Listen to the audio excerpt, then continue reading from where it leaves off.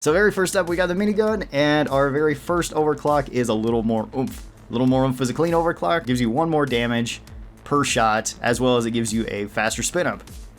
And this one's one of my favorites for the minigun. I love this thing. I don't think that this is necessarily overpowered or anything, but building it for like the 1 second spin up in tier 4 is super fun. The 1 extra damage is pretty impactful for the minigun, since the minigun just loves any amount of damage that it gets, since it has such a high rate of fire and such high DPS. The Leadstorm is one of my favorite cleans, and I would definitely put this one up in the A tier. By no means overpowered, but still pretty strong. Thin drum walls is another clean overclock for the minigun. It gets you more ammo overall, as well as it gets you a faster cooling rate. That is pretty cool. No downside to this one, just like a lot of the cleans. I don't know if it's as strong as a little more oomph, but having that extra cooling on there is really cool, especially if you go with the tier 5. So thin drum walls, pretty decent. I think I'm gonna put this one into like, I think I'd put this one into either high B tier or low A tier. It's pretty good as well. Just having extra ammo for the minigun is awesome. Makes it so resupplies go even longer. I should also mention that for any of the builds up here, these are just builds that I use with the particular overclock, and this isn't also counting for any variables. So, for example, if you want to take volatile bullets and you wanted fire on your weapon, it would make a whole lot more sense to actually do that than it would be for necessarily the build that I'm running. So just kind of keep that in mind, and feel free to experiment with the different builds as well. Experimentation in this game is really, really fun. Alright, up next we've got Burning Hell for the minigun. Burning Hell is pretty awesome. Burning Hell basically gives you a short-range flamethrower on the minigun, and the only downside is that it can overheat more, which isn't necessarily a big deal, especially if you want to build it like this, where you can either have aggressive venting or fire bullets. Both are really good. Totally depends on how you enjoy using the minigun. I love aggressive venting. It's especially good on like modded difficulties and stuff. And this one is super fun. It's basically just a straight upgrade to the minigun. I'd put this one like S tier. I think it's really good. I don't think it's overtuned though. It's not going up to that tier, but it is going up to like S tier. Then we've got Compact Feed Mechanism. And Compact Feed Mechanism gives you more ammo for the minigun, but gives you less rate of fire for it. This is our first, or this is actually our second balanced overclock. And this can be kind of awkward. You can build it quite a few different ways, and it can be pretty good, but I don't know, this one is strange. If you go with the rate of fire increase in tier 1, then you basically just getting extra ammo, and you're still just sticking with the standard minigun, so you can build it for damage after that. You can kind of build this however you'd like, and Compact Feed Mechanism is ultimately just kind of okay. Honestly, I wouldn't prioritize it over something like Thin Drum Walls though. I think I'm still going to put this into like B tier, but it's going to be on the lower end of B tier. Up next we have Exhaust Vectoring. And Exhaust Vectoring is similar to a little more oomph, where this one gets you more damage, this one gets you 2 damage, which is pretty good. But this does make it so your gun is less accurate. That's not a huge deal if you take the accuracy in tier 1. That way you can just not really notice the accuracy debuff that much. It's still not going to be as accurate as the standard minigun with the tier 1 buff in it, but it's still pretty decent. And having more damage on the minigun is really nice. I think I'd put the Exhaust Vectoring into either high B or low A. I guess I'll put this one low A. It's pretty good. I do enjoy taking this one. And then we have one of my favorite overclocks, which is Bullet Hell. Bullet Hell nerfs your damage, which kind of sucks for the minigun. It also makes it so your minigun is 600% less accurate, which also kind of sucks, but you have a 75% chance of any of your bullets bouncing off of any sort of target, whether that be a bug, the ground, walls, and hitting another bug with it. This is pretty strong. This is actually really strong on like modded difficulties. Modded difficulties, Bullet Hell is super fun to use because you get so much value, and this one does get better the higher difficulties or the more spawns that you have. Like on Swarmageddon, this one can also be really good. It can be surprisingly good on some other missions too, like escorts. It can be good for killing the rocks. It can be good for killing the Mactera. Sometimes Bullet Hell can actually be really, really strong. However, it does come with some downsides. It's not very good at killing really big targets. It's not good at killing like oppressors, Praetorians, dreadnoughts. It can be kind of useful against certain dreadnoughts. Like if the twins are really close, then it can still be pretty good. Stun on this can be pretty nice too if you want to take that. Fire bullets is pretty nice on it. Overheating this can be pretty good too with the Exhaust Vectoring. Leadstorm is definitely one of my favorites. It's one of my go-tos, and I'm going to put this high up into A tier. I think that's where it belongs. I don't think I'm going to put it to S tier or overtuned. Totally depends on the amount of bugs you have spawning. And then our very last minigun overclock is Leadstorm. Leadstorm buffs your damage pretty massively. That's pretty cool. You get a lot more damage from this, and building full damage minigun can be pretty devastating towards single targets. You can clear through crowds with this very well too. Main downside to this one though is that you're locked in place when using it, so you can't be moving around, at least not with normal movement speed. You can so long as you're being moved from any other means, so if you're standing on top of Doretta, she can move you. If you're standing on top of Molly, she can move you. If you're on a zip line, you can still move, or if you're doing bunny hops, then you can still kind of move, which makes it so once you get this one down, it can be really good. It can be really, really strong. It is a little bit awkward, and it's definitely difficult when you first start playing with overclocks, especially this one, if you're used to more of the just slowed down movement speed of the minigun. So I don't always use this one as much as some of the other ones, but Leadstorm is really good as well. I would put Leadstorm probably also up into our, it's either low S tier or high A tier. It's definitely S tier on like Dreadnought missions and on escort missions. On other mission types might be a little bit lower just because Gunner already doesn't move around super quick, and getting missions done quick can be pretty nice, especially if you're playing on like modded difficulties. If you're just playing on like Haz 5, which I'm mostly basing this off of, then Leadstorm is still going to be a very, very solid pick for just clearing up everything. So yeah, very good. Up next we have the Thunderhead Heavy Autocannon, which this one actually got changed since last time we talked about any of these overclocks, which is pretty cool. So our very first one is called Compact Drums. This one is a clean overclock, and this one makes it so you get more ammo and faster reload. Both of those are really good for the autocannon. Reload speed honestly doesn't matter too much because a lot of the time I don't reload the autocannon. I usually just let Born Ready reload it for me, so that can be pretty nice. This one is super flexible though. You can build it however you'd like since the autocannon already has a lot of ammo. It's one of the more ammo efficient weapons. You usually don't go through ammo with it too quick. Autocannon is also really good at clearing up crowds. This helps with it. You can build it for single targets. You can build it for more AoE damage. Really whatever you'd like. This one's nice, but it's just kind of a nice bonus and nothing too spectacular for the autocannon, so I'm going to put this one B tier. It's all around pretty solid. Splintering Shells is the other clean overclock for the autocannon. This one's pretty awesome. This one gives you +1 area damage and gives you 0.3 more meters of effective radius. That's really good. That helps the autocannon quite a bit since the autocannon is so good at clearing up crowds, and that's kind of what you're primarily going to be using it for. Then you're going to use your secondary to pick off single targets, unless there's a big target that you can just keep hammering away at that's just not attacking you. That's also pretty good for the autocannon. And this one just makes it so your autocannon's even more consistent. It's super nice, but nothing like super overpowered either. Probably another A tier. Very good. Build for Splintering Shells is up there now. Carpet Bomber is our first balanced one for the autocannon, and Carpet Bomber did get changed since one of its latest updates. And Carpet Bomber now has more AoE, more area damage, but less direct damage. That's okay. That's not too bad. And I still don't think Carpet Bomber is one of the better options for the autocannon. It can be pretty good for just throwing out a bunch of rounds at crowds. And if you're against like Swarmageddon, it can be pretty good, although the base autocannon is really good against Swarmageddon already. This just makes it so you're even better at that. It's good for clearing up grunts.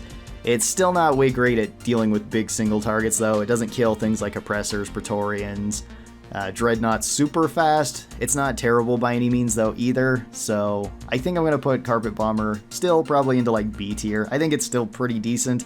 It's just that Splintering Shells and Neurotoxin, which we'll talk about in a little bit, kind of do its job a little bit better. It's still nice that Carpet Bomber did get a buff though. That is really cool, and it feels more consistent now. So if you liked it before, that's awesome. If you didn't like it before, I don't know if it's really going to change that too much. Combat Mobility is another balanced overclock. This one makes it so you have faster movement speed when firing the autocannon, so you're not locked to the very slow movement speed. You're still slower than normal movement speed when walking though. You have less base spread, so it's more accurate. You have a faster rate of fire increase at the start, so it scales up faster, which is pretty cool if you combine it with the tier 2 mod, to where you can have an even faster rate of fire. That's really awesome. And then the starting rate of fire is also better. Downside to this though is that you get your magazine cut in half, which that sucks. That kind of hurts this one quite a bit. If it had 110 and maybe it had some other downside, like I don't know what else, then this one would probably be one of the best like overclocks for the autocannon. But since we don't have that, and since it is a little bit of a negative for this, I still really like Combat Mobility though. It's pretty cool for just running around. It's pretty fun to run like Tank Gunner with this as well. Tank Gunner, when you build up the rate of fire really fast, is pretty good. I think I put Combat Mobility into B tier as well. I think it's still pretty decent, but maybe not a go-to over some of the other ones that we have. Then we move on to the Unstables, where first up we have Big Bertha. And Big Bertha hits like an absolute truck. It's pretty awesome. This one gets you way more direct damage, and it makes it so it's more accurate, which is pretty nice for the autocannon. You can actually stack accuracy with this as well if you wanted to. That does make it so that you have less spread overall, and the autocannon does actually feel pretty decent at longer ranges. Again, if you want to do that. Downsides to this one, though, is that you get half the magazine size, similar to combat mobility. You lose out on total ammo by 110, and you lose out on your top rate of fire, so building rate of fire does help with this. Big Bertha is pretty solid, though. Big Bertha is definitely your damage option if you want high single target damage with the autocannon. That's pretty nice. I do enjoy this one quite a bit. It's one of my go-tos for the autocannon, and I think I'm going to put this one up into... I'd either say low S tier or high A tier. I think I'm going to put it into high A tier, because I do think Leadstorm for the minigun will outdamage Big Bertha in most cases. That being said, though, Big Bertha can be a lot more fun, and if you like the autocannon more, then go with that. If you don't like bunny hopping around, it can also be pretty good, since Leadstorm is a little bit strange to get used to, and Big Bertha isn't too strange. It's just that you have a slower rate of fire and less ammo overall. And then we move on to the big boy here, which is Neurotoxin Payload. And Neurotoxin Payload makes it so Neurotoxin Payload actually got reworked in one of the latest patches, which is interesting, because it definitely was overtuned, and I'm still gonna say that it is overtuned. But Neurotoxin Payload makes it so every shot has a 50% chance of triggering neurotoxin to nearby enemies. This can splash to multiple enemies, and this makes it so every enemy gets slowed by that neurotoxin, as well as it takes damage over time. This is pretty good. This also gives you larger AoE radius, not as much as it used to, though. That did get changed, and now Carpet Bomber actually has more than this, but this still has the same AoE range that Splintering Shells gives you, which is pretty cool. The downside to this, though, is that it does nerf your indirect damage, so your area damage. It doesn't actually nerf your direct damage anymore, which is awesome, and it does make it so you have less ammo. So this does go through ammo a little bit quicker than it used to. It's not nearly as ammo efficient as it used to be. This thing is really, really strong, especially when you stack the tier 5 with Fear on it. That's still super strong for clearing up all sorts of crowds. Slowdowns plus Fear are like two of the best effects in this game, and then damage over time on top of that. This does make it so you don't have to fire very many rounds into a crowd to kill them. I still usually do, though. I just keep firing this like most the autocannon stuff, and then once enemies have been thinned out, then I walk away. If you want to get like the most value out of this and be the most greedy, then you can just keep like firing this one shot at a time into crowds and just keep slowing everything down, and it's really, really strong. It's very strong on modded difficulties too. Like, this is one of the strongest overclocks on that. So that's going to go up into our overtuned tier, and it's our first and so far our only. Up next we have the Hurricane, and our very first overclock is the Overtuned Feed Mechanism, which Overtuned Feed Mechanism is a pretty awesome clean overclock. This one gives you a faster rate of fire, which is really, really cool, and it gives you a faster moving rocket. That's also really good. This one works really well with any sort of build. It's just really strong with the Hurricane in general, and I'm going to throw this one right up into A tier. It's really good. Fragmentation Missiles, which is another really good clean overclock. So Fragmentation Missiles just get you more AoE and better area damage, which is pretty awesome. The Hurricane, built for even more AoE, is actually really good for clearing up crowds. It's really good for fighting Mactera. It's really good for fighting just about everything, and doesn't really come with any sort of downside. So Fragmentation Missiles is going to go up to A tier as well.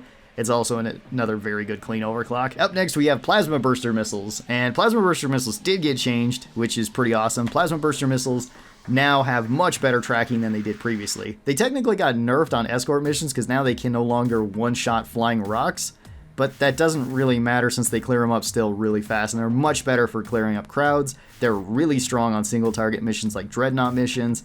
Like, the Plasma Burster Missiles now are really, really good. They're probably one of my favorites for the Hurricane, and probably one of the best ones, at least for just dealing with single targets. They're not as good if you have like a bunch of small things. Swarmers are still kind of difficult to hit with it. They're really good against Mactera though too. So I'm going to put Plasma Burster Missiles actually up into S tier. I think Plasma Burster Missiles with the new buff is really, really good. Then we've got Mine Layer System, which Mine Layer System is probably the best grunt clear in the game, or one of the best grunt clears in the game. The only kind of downside to Mine Layer System is that it's pretty terrible on Mactera missions, assuming you're not in a very enclosed cave. If you're in a big open cave with Mactera, or leeches, or menaces, then Mine Layer System isn't that great. But if that's not the case, which 90% of the time that's not going to be the case, most of the time you're going to be fighting regular grunts, swarmers, stuff like that, This is really strong. What this does is make it so every time that you fire a rocket, your rockets are no longer guided, but if they hit the ground, hit the walls, hit whatever, they will stick into the ground and then they will arm themselves to be a mine. This will explode and deal damage to everything around it. And this can do really, really high damage and can do a lot of damage per second, and it just gets you the most amount of value per shot for the Hurricane that you can have. Certain mission types, it can be really strong on salvage missions. It can be really strong on dreadnought missions too, just because you can constantly have the dread walk through them and do a lot of damage to them. Mine layer system is going to go up into the overtuned, although I don't think it's necessarily as overtuned as like neurotoxin payload in my opinion. It's still really strong. It definitely gets better with more swarms. It's also definitely like a personal preference thing, because I know plenty of people that really don't like mine layer system just because of the way that it functions and it feels really awkward. And I get that. It does feel kind of weird. It's not necessarily one of my favorites for the Hurricane, but it is still pretty good. Our next overclock for the Hurricane is Jet Fuel Homebrew. And this one is pretty interesting. This one makes it so your missiles are much faster than they otherwise would be, and it makes it so your Hurricane is basically a hit scan then at that point, since it's really hard to steer these out to longer ranges. They do a lot of damage though, and they can clear up grunts really, really well. You do have a nerf in ammo from this as well, but that's not such a huge deal. This is really good for single target damage for the Hurricane. However, since like the Plasma Burster missiles got buffed, I honestly don't think that this one is that good for that same role, since I feel like Plasma Bursters kind of does that job a little bit better. This one can still be pretty good for a general purpose build though for the Hurricane, but honestly I don't think it's as strong as it once was. So I'm going to put Jet Fuel actually into A tier. It's still pretty good, it's still pretty nice, it still does a lot of damage, but I don't think it's as strong as it used to be just because some of the other ones did get changed. Next we have the Salvo Module, and Salvo Module is a super fun overclock. This one is an unstable overclock that makes it so now you can have a rocket shotgun. So instead of holding down the trigger and it just keep firing rockets, you then charge up rockets and you can fire up to 9 of them out. This is based on your rate of fire as well, so you can deal even more damage the more missiles that you have, as well as you can stack these up faster thanks to the rate of fire buff, which can be pretty nice. This one does really high damage per second if you want to get right up in something's face. You also don't technically lose the guided missiles either if you tap fire this and just fire out one missile at a time. So this one comes with very little downside. It still can be a little bit awkward to use. It's fun to run this one with fire as well. I have it set for stun. We talked about that at the start of this, where if you want a particular build, like if you want fire on things, or if you're building towards certain builds in particular, you might want to build them a little bit differently. Stun works really well on this too. It works really well against big targets, can work pretty well against dreads, and then it also works fairly well against crowds if you just line up 3 or 4 of these at a time and just keep firing them out. So Salvo Module, I'd also put up into A tier. It's also another good overclock. Then our last overclock for the Hurricane is the Rocket Barrage, which Rocket Barrage is a new overclock since of talking about overclocks again. This one's really cool. This one lets you just spew rockets out that are unguided, which can be pretty fun. It's not so good at longer ranges unless you're shooting at stationary targets like spitballers, then it's fine. This one can actually do pretty good damage and pretty good damage per second. It clears through grunts pretty well, and it can clear through big targets fairly well. You do get a lot more ammo from this as well, and a lot faster rate of fire. The main downsides to this is that you get a lot less damage overall. So you're just spraying these out. It can be really good with stuns though. Stuns actually make Rocket Barrage really nice. And Rocket Barrage is pretty good overall. I'd also put this one up into A tier. We've just got a bunch of overclocks here for the Hurricane that are all very solid, especially since they've been changed. Now we move on from the primary weapons over to the secondary weapons. And first up, we've got the Bulldog, the heavier revolver, which is a really solid secondary option just in general. And its one clean overclock is Chain Hit. And I don't really care for Chain Hit all that much. It's not a bad overclock, especially on the Bulldog. So what Chain Hit does is whenever you hit a weak spot, then your bullet will bounce from that target into another nearby target. That can be pretty good. It's just that this doesn't always trigger because this isn't a 100% chance, and it feels kind of awkward on the Bulldog. Although a lot of the time you are going to be aiming for weak spots, and the Bulldog has plenty of damage, so a lot of the time it will just 1 or 2 shot a lot of regular enemies, making Chain Hit actually pretty decent, and you can potentially get more value out of it. It's still not like one of my favorites for the Bulldog, and I think this is actually going to be our very first C tier just because I don't personally like it. It's C tier for me. I would understand people arguing it to B or A tier for them though, because it is just a straight bonus to the weapon. It's just not one that I really enjoy. Then our next overclock for the Bulldog is Homebrew Powder, which this one randomizes your damage, and it randomizes it more than what Homebrew Powder on the other weapons randomizes it. So this is between 75% damage and 200% damage. So you can potentially deal double damage with the revolver, or you can potentially deal 3/4 of what your normal damage is with the revolver. That might actually not be that big of a deal a lot of the time, because low rolling on the revolver doesn't matter for regular enemies. If you're shooting a grunt with it, you should kill him regardless if you hit him in the weak spot. If you're firing at bigger targets, it can make it so you can kill things like Praetorians a little bit faster, and this is one of the better homebrew options. It's still not something I take with the revolver super often, but it can still be pretty good. So I'm going to put this one into like B tier. It's okay enough. Up next we have volatile bullets for the revolver, and this is one of the strongest overclocks in the game currently. This one nerfs your damage slightly by 10 damage, which the revolver doesn't really care too much about. You can take damage in either of your tier 2 or your tier 4 to get that damage back if you would like, or you can just stack bullets with this. And this makes it so whenever an enemy is on fire, then you deal 300% more damage to them. And that's really strong. This thing kills bulk detonators super fast. It kills anything that can be lit on fire super quick. It is pretty much an overtuned overclock, and it's really, really good for that reason. The only kind of downside is that you can't really use this against dreadnoughts. You can, but you don't get any extra damage on it, so it is then a nerf to your gun since you can't light dreadnoughts on fire. But absolutely everything else in the game that you can light on fire, this thing can usually 1 to 3 shot pretty easily. Then we have 6-shooter, which 6-shooter is for the Bulldog as well. This one makes it so you do actually have 6 shots in your revolver, which is pretty cool, and it gives you a higher rate of fire, which is also really cool. You just have a slower reload speed, and that's about it, which isn't that big of a deal for the revolver, especially if you're running Born Ready and you just want to like pull this out really quick, shoot all 6 shots at something, then put it away. And this does make it so you can deal a lot of damage and a lot of damage per second at very close range against basically everything. I consider this just a straight upgrade to the revolver. And yeah, 6-shooter is going to go right up into our A tier. It is very good. It is very nice. Next overclock is elephant rounds, which elephant rounds is pretty cool. This turns your revolver into a little pocket sniper rifle. And that can be really good. That can actually be really nice for picking off things. I love this for picking off Tri-Jaws. This one makes it so you deal double the amount of damage that you otherwise would with a revolver, and you have much less base spread. However, you do get a lot more recoil, a lot less bullets, a slower reload, and 1 less shot in your gun, so you only hold 3 shots. That's not such a huge deal if you're only pulling this out to fire at big targets, or you're pulling this out to fire at just 1 target at a time. Tri-Jaws, it picks off with 1 shot. It can pick off Spitballers and Menaces really easy. It's mostly just for picking off high-value targets. Acid Spitters, it's really good for picking off too. Main downside is the ammo, but gunners, primaries do have a lot of ammo, and if you want to pair this with something like the composite drums with the autocannon, or the thin drum walls with the minigun, you should have plenty of ammo overall. So I'm going to put elephant rounds up into A tier in that role. It's really good as a pocket sniper rifle. And then we have probably my favorite overclock for the Bulldog, which is magic bullets. And this one is pretty awesome. This one makes it so whenever you fire a bullet, it will hit, or just as long as it hits anything. If it hits a nearby surface, actually, technically, this one did get nerfed. I forgot about that. This one got nerfed to where it no longer will bounce when you hit weak spots anymore. It will only bounce so long as you don't hit something directly with it. And if you don't hit something directly with it, it will try to bounce into another nearby enemy, similar to bullet hell. This one does nerf your damage, however you get more ammo from this. And the nerf damage doesn't really matter because the way you build it is usually like this, where you just have explosive rounds that also can trigger poison on this, and then you just hit near things and try to splash as much poison to as many enemies as possible, because the first round will hit and then splash poison, and then it will bounce into another nearby enemy, hit and explode and splash poison as well.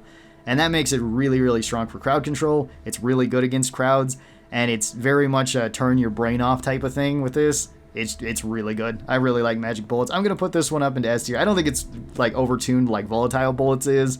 Volatile bullets can just 1 shot and 2 shot so many things in the game, where magic bullets just is a very fun spam fire thing for the revolver, and it's a pretty good crowd control secondary. So if you want to take a high damage primary like jet fuel, you can absolutely do it and not worry about not having something for crowds as well. Then we move on to the BRT Burst Pistol, which first up we have composite casings. And composite casings is pretty awesome. This just gets you more rate of fire, and it gives you more ammo, which is 2 things that the Burst Pistol just absolutely loves. And this is probably one of my favorite overclocks for it. It's very simple, but it's pretty good.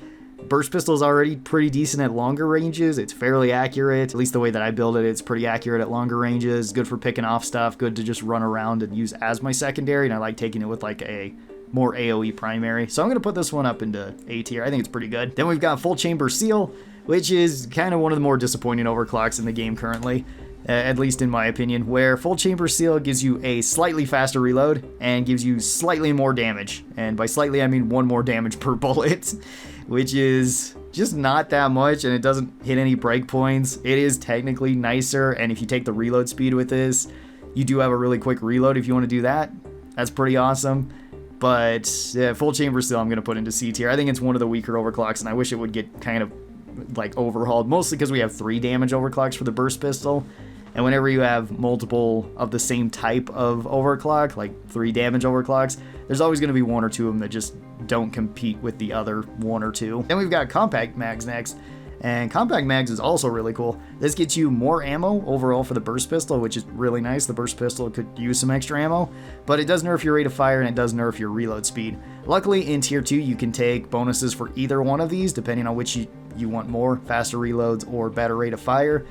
Both are really good on the burst pistol, and they make it so the downside to this one isn't that big, and this makes it so you can get out consistent damage for this, and it makes it so your burst pistol goes a long ways. This is another really good overclock that I'd put into A tier as well. Not overtuned or anything, but just solid. Then we've got experimental rounds, which experimental rounds get you more damage per shot, actually quite a bit more damage. However, you get less overall mag size, and you get less ammo overall. Less mag size doesn't really matter with this. More damage can be nice. You can actually build this for pretty good break points, and if you got a lot of ammo in your primary weapon, full damage experimental rounds is pretty good.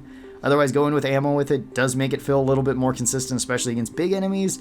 It's nothing way crazy, but it is still a nice upgrade to the burst pistol, so I'd put this one up into A tier. I think it's pretty good as well. Maybe B tier. Might be high B, low A, somewhere around there. And then we've got electro minelets as our first unstable overclock. Electro minelets make it so your bullets, now when they hit the ground, will stick into the ground and cause electro minelets that will arm, similar to the cryo minelets. This will then zap whenever an enemy walks near it, and this will deal damage over time. This does nerf your damage slightly. That doesn't matter because the electricity is going to do more damage than the amount of damage you lost anyway. And you do lose that on mag size, which also really doesn't matter with this one, because you're just trying to put these down to block off an area. And this one's actually really good for clearing up just smaller enemies in general. It's really good for applying slows. It's really good on modded difficulties too. Surprisingly, this is actually one of the best for the burst pistol. And if you take the blow-through rounds with the burst pistol, then even if you hit enemies, this will still shoot through them, stick these into the ground or walls or wherever you're hitting, and then it will arm them, and then anything else walking over them, or if that enemy gets stunned or gets stuck there, then they will also just get electrocuted from it. You can do a lot of damage over time thanks to this. Electro minelets is really good for the burst pistol, and I would put this one probably A tier, although it is on the higher end of A tier. Then we've got micro flechettes. And micro flechettes is sadly not super strong for the burst pistol. This makes so you get a ton more ammo, you get much less recoil, you get pretty much pinpoint shots with this one, which is pretty cool. You also just get a larger magazine overall, and stacking full ammo with this can be pretty funny, where you have like 400 rounds for it, but the damage nerf is pretty heavy on this one, and it makes it so the damage is not all that consistent. You can use it as like a stun machine where you just keep stunning enemies. That can be kind of useful, but then you still have the problem of killing these enemies, and Gunner's really good at killing enemies, so it feels kind of awkward to have them in that role. The amount of bullets that you get just isn't as good as like compact mags. Even though you get many more, you just get the damage nerf to it, which just isn't that great. And sadly, micro flechettes just doesn't really have too much of a place right now, in my opinion, and I wish it would get buffed, so I'm going to put micro flechettes into C tier. It still has some use because it can be really fun to run and gun with this, and if you got like a high damage primary weapon, then you might not care about your secondary. But yeah, for like out of the other things the burst pistol can have, I don't think this one's way great. Lead spray, which lead spray is super fun. This gives you way more damage for the burst pistol, but it also makes it so your burst pistol is way less accurate. So you want to be using this at very close range. I love building this for all damage. You get right up next to big things like dreadnoughts or oppressors, praetorians, anything like that, and you just spray this at them and it will chunk them pretty quickly. It does a lot of damage per second, and it is super fun to be using at very, very close range. So I'm going to put lead spray up into S tier. I think it is the best overclock for the burst pistol, at least if you want that playstyle. The compact mags might be the best overall at everything, but this one I would say is my favorite for just dealing tons of burst damage up close. Then we've got the Coilgun up next, which our very first Coilgun overclock is our ultra magnetic coils, which this one is kind of a weird one. It is technically a bonus, but it's not one that I use super often.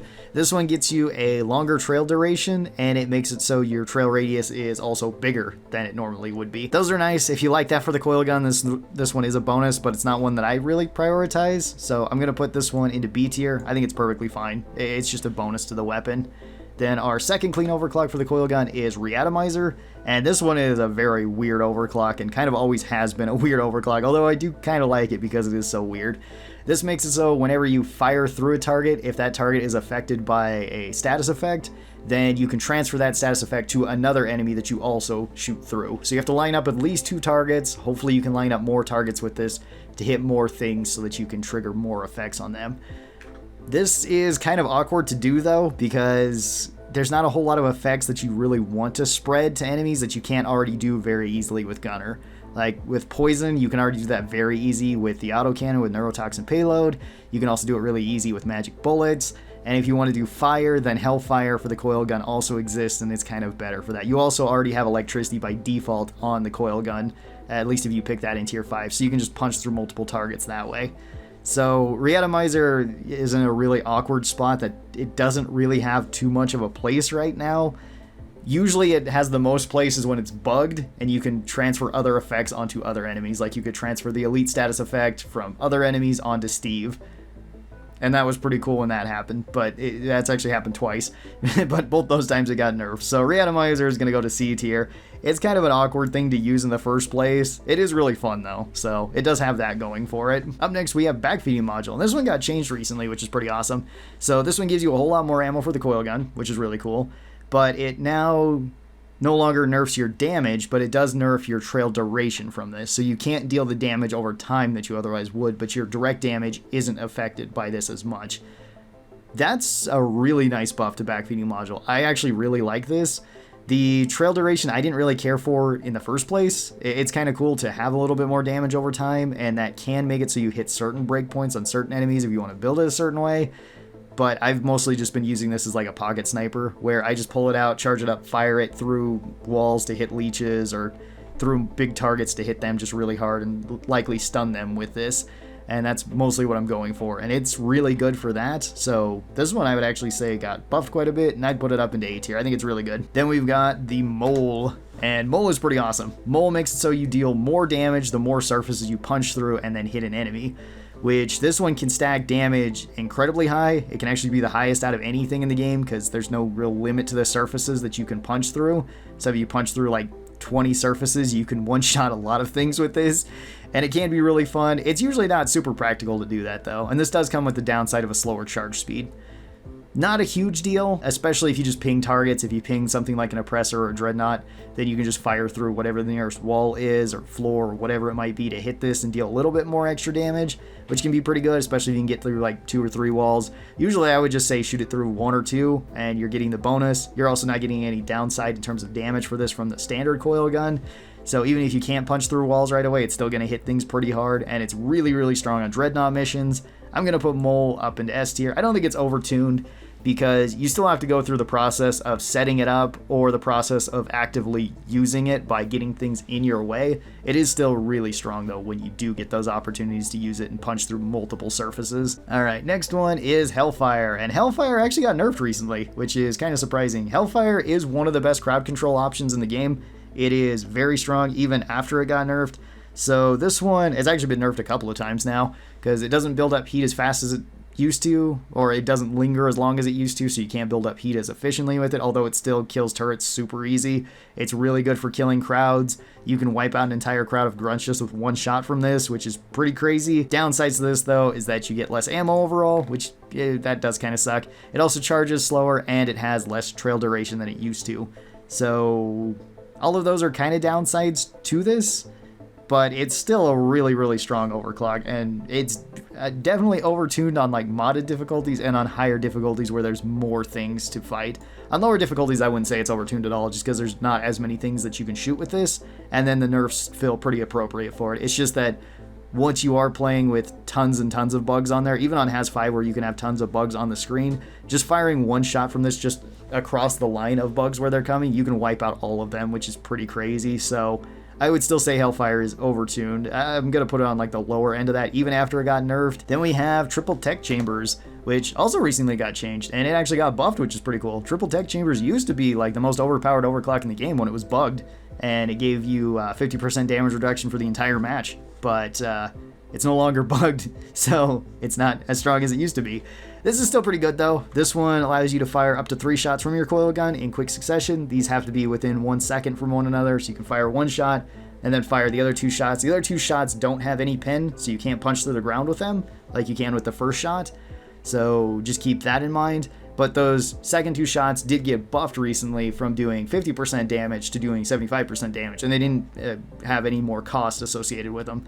So triple tech chambers is actually pretty decent right now. Still can be a little bit awkward to use, but not as awkward as it used to be. So I'm going to put this one up into A tier. I think it's actually pretty good, and it can still kind of make use of the damage reduction in tier 4, just not to the point where it could previously, where it was bugged and you could use it constantly. Now we move on to Scout, and our very first overclock is compact mags, or compact ammo, for the GK2. And this one's pretty good. This gets you 5 more magazine size and recoil reduction. Couldn't remember if it was that or spread reduction or whatever it was.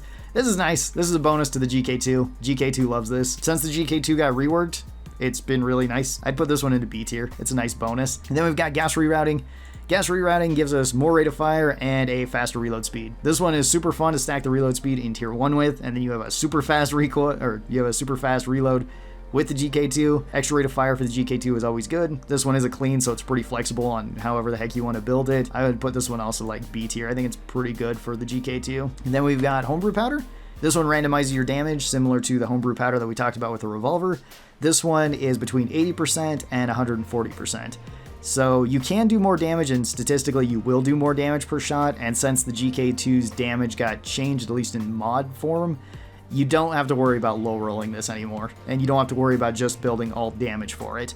So homebrew powder actually did get buffed as well for the GK2, and it does feel quite a bit better. I still don't pick it over like the other clean options, but I'd put it B tier. It's better than it used to be, which is pretty nice. Then we've got the overclocked firing mechanism. This is one of my absolute favorites for the GK2. This one makes so you have double the amount of recoil, but you have much higher rate of fire. And stacking full rate of fire on this is really, really fun. It makes so it's a little bit hard to control at longer ranges, but it is really good. And it makes so you can shred through things really fast. I love going with a straight 2 build for this, having the armor breaking on it and just spraying down any enemies that come near me. Super, super fun. I'm going to put this one A tier. I think it's pretty good for the GK2. Then we have Bullets of Mercy. And Bullets of Mercy is kind of interesting. This one got changed. So this one nerfs your overall magazine size. However, if you stack all magazine with this, or magazine in tier 3, you go up to having 24 rounds, which is still more than enough. And this one lets you have more damage per shot on enemies so long as they're affected by a status effect, which Scout is really good at putting status effects on enemies, as well as if you're playing in a group, there's basically always going to be enemies with status effects on them. It would be very, very uncommon to not have any sort of status effects in the group, because status effects count for basically everything at this point, so it did get buffed in that way too. So if they're affected by pheromones, if they're affected by electricity, fire, ice, whatever it might be, you just deal more damage to them. And that's pretty good. This one I find a little bit awkward sometimes. You can technically trigger it even more with the GK2 if you want to take the stun in tier 5, but I really don't. All of your grenades work really well for triggering this, and if you have like a driller on your team, anything that driller has is going to trigger this, so I'm going to put this A tier. I think it's really good. Up next is AI Stability Engine, which this one got pretty heavily buffed thanks to the update. It got buffed overall, but then since the GK2 got buffed, this one got buffed even more. This one makes it so your GK2 has no recoil and it has no spread. It is super accurate at very long range. It's really accurate at any range. It does nerf your damage, but the nerf doesn't matter anymore, because if you just take the damage in tier 2, you're fine, and you don't low roll at all, and you get even more weak spot damage.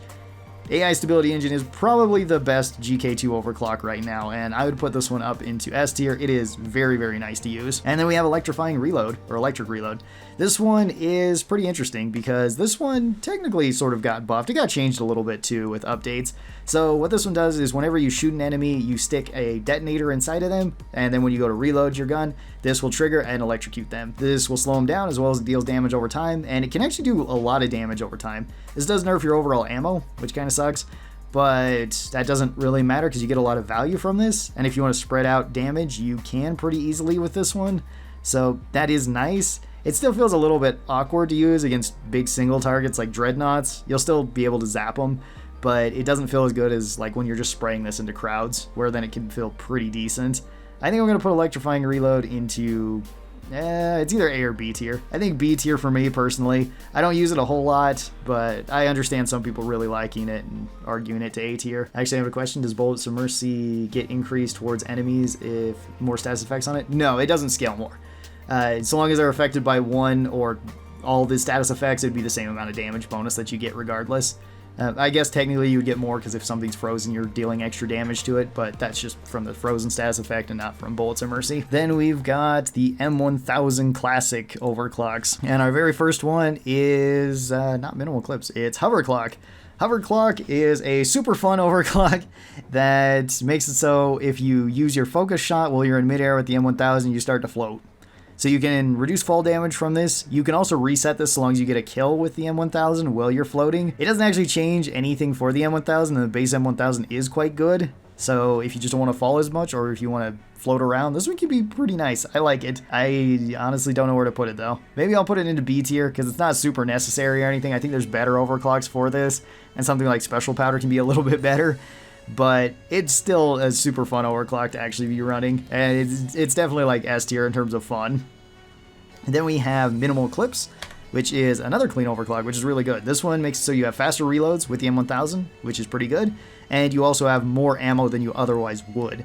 So you can actually go up to 18 rounds with this in the M1000, which is really nice. If you take armor breaking in tier 1 or tier 2 with the M1000, then you can just focus shot, body shot regular grunts. You can already one-shot, headshot regular grunts with the M1000 without any overclocks on it, on any difficulty. Minimal Clips is just a super nice quality of life bonus to the M1000. I'd put this one up into A tier. It's really nice. Then we have Active Stability System, which Active Stability System is another super solid overclock for the M1000. This makes it so you're no longer slowed down by using the focus shots, which is really good, as well as you can make focus shots quicker than you already could. The only downside is that you have a slower reload. That doesn't matter though, once you get good with the M1000 and you can reload cancel it effectively, it's not going to add that much more time to it. And this one just feels like a straight upgrade to the M1000, like 100% of the time. It is really, really nice. I would put this one up into A tier. It's also really solid on like modded difficulties where you may not necessarily want anything besides just the base M1000 for picking off stuff. Like, it honestly gets better the higher difficulty you play on to. Then we've got everybody's favorite, or least favorite, depending on who you ask, and that is Hipster. And Hipster is a super fun overclock. It's very strong on Hazard 5, however, it does kind of fall off on modded difficulties, funny enough, where the amount of extra ammo that you get with Hipster doesn't matter as much as just killing things quicker, but on regular difficulties, like, Hipster is amazing. Hipster lets you just mow through crowds. You can spam fire this super quick. It does pretty good damage. You can kind of build it however you'd like to. I usually like just taking a spam fire build for all of the ammo and just keep firing this at absolutely anything I see. It is super, super fun, and I would put Hipster actually not into the overtuned, but just into S tier, because I actually don't think it's overtuned. It's good. It's very, very good. The ammo economy on it's amazing. It's probably the top end of S tier for me, but I understand, at least on like modded difficulties, where it somewhat falls off later, because it does take a while to kill things then, and there's a lot of enemies when you're spawning them in like that. First up for our unstables, we have Electrifying Focus Shot, and this one makes it so you now do less damage than you otherwise would with focus shots. However, your focus shots now electrocute enemies so they deal damage over time, which makes it so you can actually have more damage on this than you otherwise would, which can be good, but it's a little bit awkward since it deals damage over time.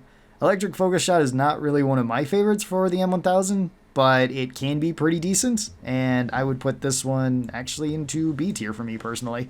I think it's okay. I think it can be good. It's pretty fun with the faster focus as well, and you don't need to take armor breaking on this if you don't want to. It can also be pretty good with the blow-through rounds as well. And then our last overclock for the M1000 is Super Cooling Chamber. And Super Cooling Chamber has been changed since the last time I did one of these lists, to where now it does more damage than it did previously. It doesn't have as many downsides as it did previously, which is good. It still has certain downsides, which make it a little bit awkward to use. So you don't get as much ammo, you have a slower focus speed, and you also can't move when you're focused in with this. You can still jump, which is kind of cool, or if you're moving when you're focusing, then you'll still keep moving with it, so if you flung yourself somewhere. It actually makes it a pretty good sniper rifle, and it's kind of funny that they keep buffing like the Giga Chad Scout to where it's actually a pretty decent overclock now. I'm going to put Super Cooling Chamber into B tier. It's definitely better than it once was, but it is still kind of an awkward overclock to use overall. It's not super intuitive a lot of the time. it does feel a little bit strange to use sometimes. Certain mission types it's really not that good on. It's really not good on like Swarmageddon, but it is really good on like Dreadnought missions, so it does have kind of a niche that it fills, which is pretty awesome. Moving from the M1000 to the Drak, our very first overclock is the thermal liquid cooling. This makes it so your Drak doesn't overheat as much, and it doesn't produce as much heat per shot, and that's pretty good. Drak loves that. It's nothing way crazy for the Drak, but it is a nice bonus, so this is going to go up into B tier. Not too much to talk about there. Then our next overclock is, well, it says it's an unstable, or it says it's a balance here, but it's actually a clean overclock now. This one is aggressive venting. Aggressive venting makes it so that you can overheat your Drak, and when it does overheat, this deals fire damage to everything around you. This one's really cool, especially if you take the manual overheat in tier 5, where you can just keep overheating this, you deal a lot of damage. This is one of Scout's best crowd control options in the game, and it is super fun to play. So I'm going to put this one up into A tier. Next overclock is Rewire Mod. And Rewire Mod makes it so whenever you do overheat your gun, then it refunds you ammo back based on the amount that you used. You can also manually overheat this and you will get ammo back from it. This does nerf your ammo overall, and it also makes it so you can overheat this a little bit quicker. But getting ammo back and having constant sustained fire for the Drak is pretty good by itself. I don't think this is one of the strongest because I don't think the Drak is one of the strongest primaries, at least in this type of role. But if you want a gun that you just don't have to worry about ammo with, Rewire Mod is a really good option. So I'm going to put this one up into B tier. I think it's still pretty good for what you get. It's very awkward to use on certain missions though. Escort missions and like salvage missions, it's very awkward to me. And speaking of changed overclocks, we also have the impact deflection, which is not a clean overclock anymore, and it hasn't been for a while. This is an unstable this is a balanced overclock now. That makes it so every time that you fire the Drak, your rounds will bounce. And this one can be kind of cool. You usually want to shoot this directly underneath something to where you will hit the ground underneath them, do damage to them with like the splash, because the splash is really good from this, and then have it bounce up and hit that enemy and then splash again and deal more damage once again with it. At least that's the way I like using impact deflection. This does come at a rate of fire nerf, which kind of sucks for it. This is really good for crowds though. It's pretty good on the Drak just for clearing up small enemies. It's really good on Swarmageddon. It can be pretty good on quite a few different missions, so I'm going to put Impact Deflection up into A tier. I think it's pretty nice. Then for our first unstable overclock, we have the Overtuned Particle Accelerator, which this one makes so you do a lot more damage with the Drak. However, you have a lot more spread, and you also overheat the Drak quicker. So that can be kind of a bad thing. And by a lot more spread, it is a lot more spread. Going with extra accuracy on this can kind of help, but I find it a little bit awkward to use, at least in that role. Usually I just use it at very close range, which Scout can be pretty good for getting in and getting out of close range engagements without actually taking too much damage. This one can do a lot of damage per second, which is really fun, and it can work really well against crowds of enemies. So in that role, I'm actually going to put this one A tier. I think it's pretty good. I can understand people not liking it though, because at longer ranges it's super inconsistent. Then we've got Shield Battery Booster as our next overclock, and this one did get buffed as well, which is pretty cool. So this one lets you have more damage once your shield is completely full. If you're missing any part of your shield, then you don't get the extra damage from it, which is kind of a bummer. It does come with some extra bonuses though. It comes with more ammo and a faster rate of fire by default. However, this does make it so your gun cools down slower and it overheats quicker, and if you do overheat this, then it breaks your shield as well as it has more overheat duration than it normally would. There is something interesting though. If you manually overheat this and break your own shield, then your shield will start recovering faster than it normally would, since it resets that, which is kind of cool. It has that going for it, and in a melee build, the Shield Battery Booster is actually pretty fun to use, but it's still a very awkward overclock to use effectively, so I'm still going to put Shield Battery Booster into like C tier. I find it doesn't give me as much value as some of the other Drak overclocks. And then for our last overclock, we have Thermal Exhaust Feedback for the Drak. At least last overclock for the Drak. This one makes it so you get more damage, or you can now put fire on your Drak based on the total amount of heat gauge that you have. So the more your heat gauge goes up, the more damage you can do, the more fire you can inflict on an enemy, the faster you can light things on fire. This does make it so your overheat duration is longer, and you do have more heat per shot though. So that can be kind of a downside. However, this is probably one of Scout's best ways of putting fire onto targets, and this is probably one of the best overclocks for the Drak.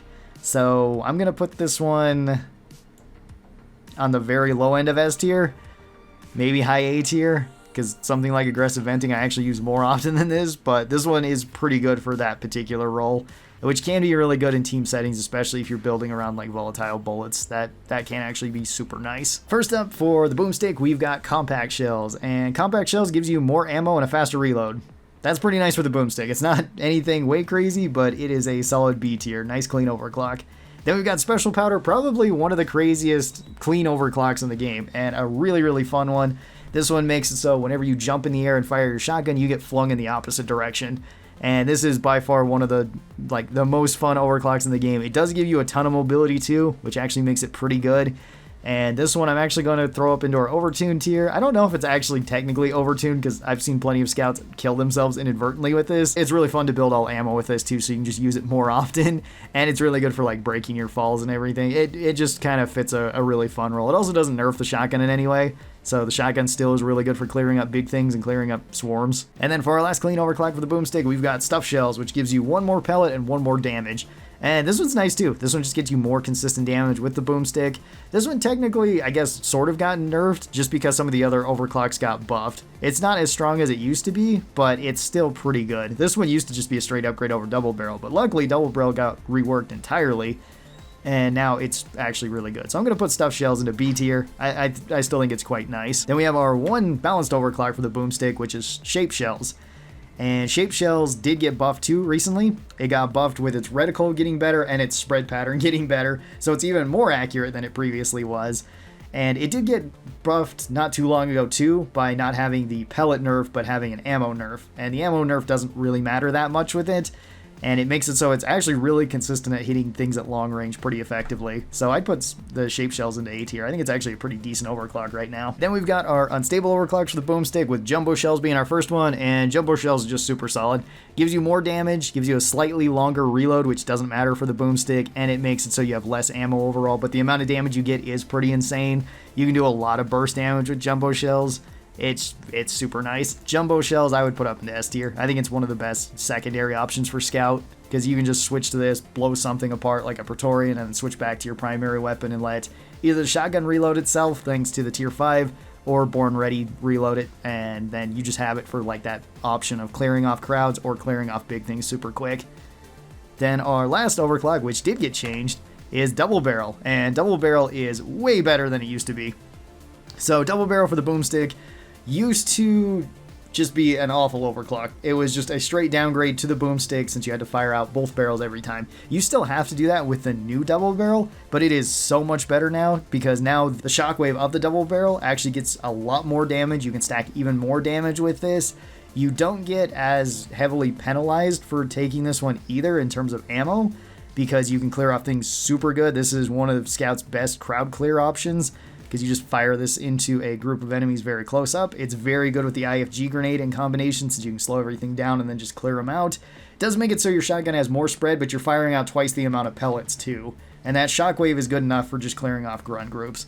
The pellets are really good for clearing up big things too. So double barrel went from bottom of D tier, probably actually up to S tier. I really love the new double barrel. I think it's really good. Then we move on to the Zhukovs, and our very first overclock is minimal magazines, which this one gets you more ammo inside the gun, which is pretty cool, and a faster reload. And if you stack this with the reload speed in tier 2, you have like a super quick reload. It's less than 1 second to actually reload your Zhukovs and get right back in. Super nice to have on the Zhukov, but nothing way crazy, because the base Zhukovs I wouldn't say are something way crazy, so I would say B tier. Very nice. Then we have custom casings. Custom casings makes it so you have even more ammo inside the Zhukovs, but you have less rate of fire overall. If you take the rate of fire in tier 2, then you can actually have even more rate of fire than you otherwise would, and then you just stuck with the large magazine size, which can be pretty nice.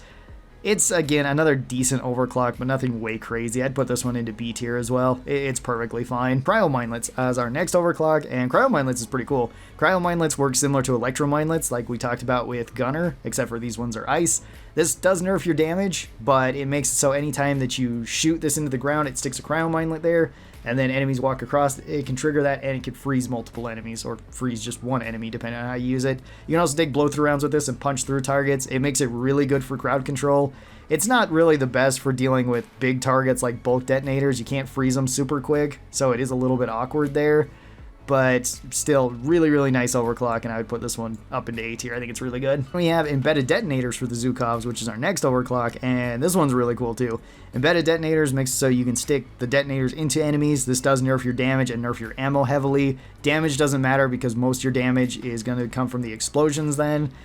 And if you just stack ammo with this, it's really good. You can clear up big things really fast. Makes it so killing big single targets is no problem whatsoever for the Zhukovs, especially if you want to take the electricity in tier 5 and you have the IFG as well. You just get even more damage from this. This does work with blow-through rounds too. You can actually stick this through multiple enemies, but usually ammo is just a better option. Embedded detonators is going to go right up into S tier because it is really, really good. Then we have gas recycling, which is probably one of my favorites for the Zhukovs. This one's really cool. This one makes it so you can no longer crit with the Zhukovs. You don't get extra weak spot damage at all anymore. You also are less accurate, and you can't move as quick with the Zhukovs as you otherwise would, but you do have armor shred on this, and this just rips right through anything, especially with blow-through rounds. This is probably one of the best secondaries for certain overclocks, like AI Stability Engine, or it can be really good for Super Cooling Chamber for the M1000, and it also buffs the damage for the Zhukovs heavily. So you can just clear through crowds of grunts super, super fast with gas recycling. And I'd put this one up into A tier. I think it's really good. Gas recycling is really great for melting down stingtails. Yeah, that's true. The armor breaking on it's really nice for that. Then we move on to the crossbow. And our very first overclock for the crossbow is quickfire. Quickfire is kind of an interesting one. This gives you more velocity as well as a faster reload for the crossbow, which is a bonus. The crossbow benefits heavily from both of those. It's just it's not a crazy bonus either for the crossbow. Not one that I use super often. I'm going to put it in B tier though. It's nice. Then we've got the Specialist. The Specialist makes it so you get more special arrows. Depending on what special arrows you like, that's just a bonus. You can have more pheromone bolts, more electricity bolts, more explosive bolts. It's pretty good. It's a pretty solid overclock. This one's going to go right up into A tier. It's very, very nice for the crossbow. Then we have the Cryo Bolts, and Cryo Bolts are pretty awesome. This makes it so you can no longer retrieve your bolts if you miss, but the Cryo Bolts will stick into an enemy or stick into the ground and then deal cold damage to everything around it, so you can freeze enemies from this. That's really strong. This makes it very easy to freeze big targets, especially if you take it with the pheromone bolt. You stick a pheromone bolt into something big, you shoot a cryo bolt into it, everything swarms around it, everything gets frozen. You can just clear it up super quick with your primary weapon, or your team can. It's really good. So cryo bolt, gonna go up into S tier. I think it's one of the best bolts in the game for this. Then we also have fire bolts, which work the exact same way as cryo bolts, where you technically get nerf damage, but you can now fire this and light enemies on fire. Fire's really good for crowds, less good for big targets. Can still be decent to big targets, just not like dreadnoughts. So this one's also really good. This one's also going to go up into S tier. I think it's lower than cryo, just because it's not as flexible, but if you're just doing like Swarmageddon or something, then fire bolts are better. It's so versatile. Both of them are really versatile. The crossbow in general is very versatile. Then we've got one of my favorite overclocks in the entire game, which is Bodkin Points. And Bodkin Points is really cool. This one nerfs your damage for your crossbow bolts, and you can no longer retrieve them. Or no, you can. You can retrieve your bolts from this, but your bolts now bounce into enemies if you hit another enemy. If you build this for damage, it can actually be pretty good for the grunt clear. And this one does kind of fall off the more enemies there are on the map, but it is still really good for hitting multiple enemies. It's also really good for triggering multiple stuns, because the crossbow has a very high chance of stunning enemies. So it is super, super fun. It's one of the most fun overclocks in the game, in my opinion.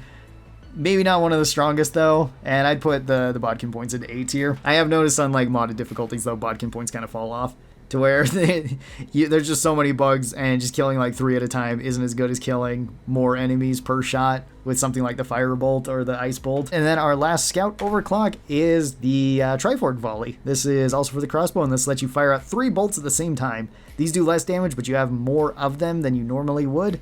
These also deal a lot of burst damage, and these ones are really good if you take the electricity bolts and you just stack these with the magnetic shaft so that you can always hit something that's being electrocuted. This deals really high burst damage.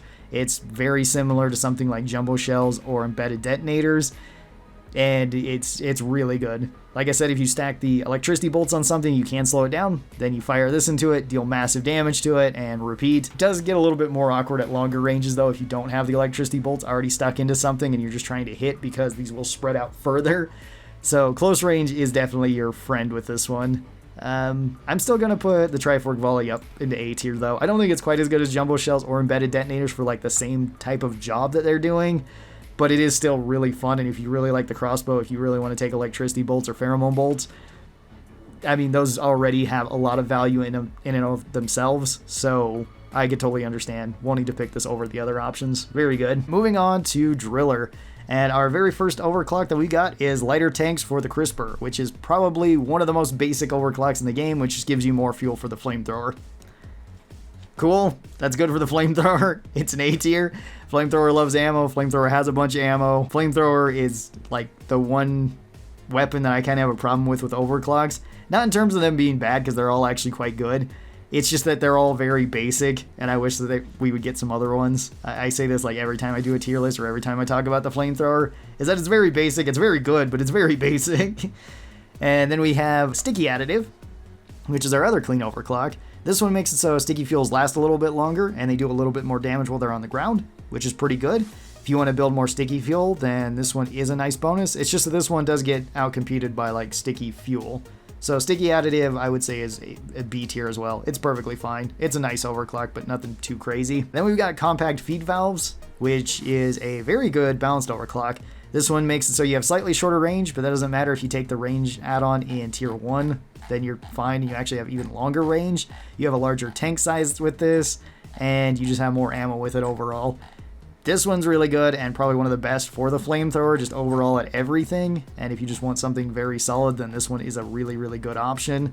So I would put Compact Feed Valves up into A tier. It's very nice. Still kind of basic, but still very nice. Then we got Fuel Stream Diffuser, one of my absolute favorite overclocks for the flamethrower.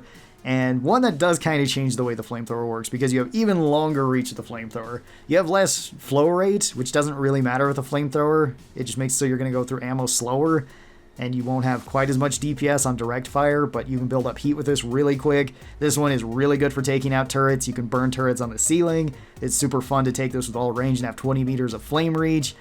This one is honestly like one of the best for the flamethrower. I'm going to put it up into A tier. I think it's a very solid overclock and a very good one. I really, really like it. Then we've got Face Melter, which is a pretty interesting overclock. Face Melter makes it so you get a lot more direct damage with the flamethrower. However, you have a lot less reach and a lot less tank size.